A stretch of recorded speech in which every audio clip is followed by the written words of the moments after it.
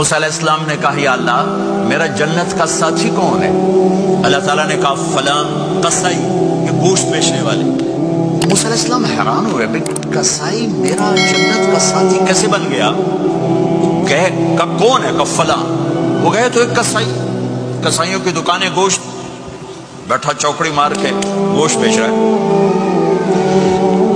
جب وہ فارغ ہوا ایک گوشت کا ٹکڑا اس نے تھیلے میں ڈالا اور کھا۔ موسیٰ علیہ السلام بھی پیچھے، کہنے کہ میں آ جاؤں؟ کہا آ جاؤ۔ اس نے جا کے گوشت کی بوٹیاں بنا کر ہانڈی پہ چڑھایا، آٹا گوندنے بیٹھا، پھر اس کو نرم ہونے دیا، سالن تیار کیا، روٹی بنائی، تھالی میں پلیٹ میں سجا کر ایک بڑھیا ایسے لیٹی ہوئی، اس کو کہتا ماں جی ماں جی، اس کو اٹھایا، نوالے بنا کے کھلاتا رہا۔ اس کہ ہوں میری بس، اس نے منہ صاف کیا، اس کو لٹایا، وہ کچھ بولی، کچھ بڑائی۔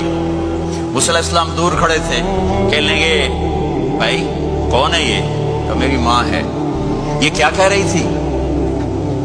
وہ کہنے لگا جی ماں جو ہوئی کی دساں، جداں دی خدمت کرنا شروع ہو جاندی تینوں اللہ جنت وچ موسیٰ دا ساتھی بناوے، کتھے موسیٰ تے کتھے قصائی۔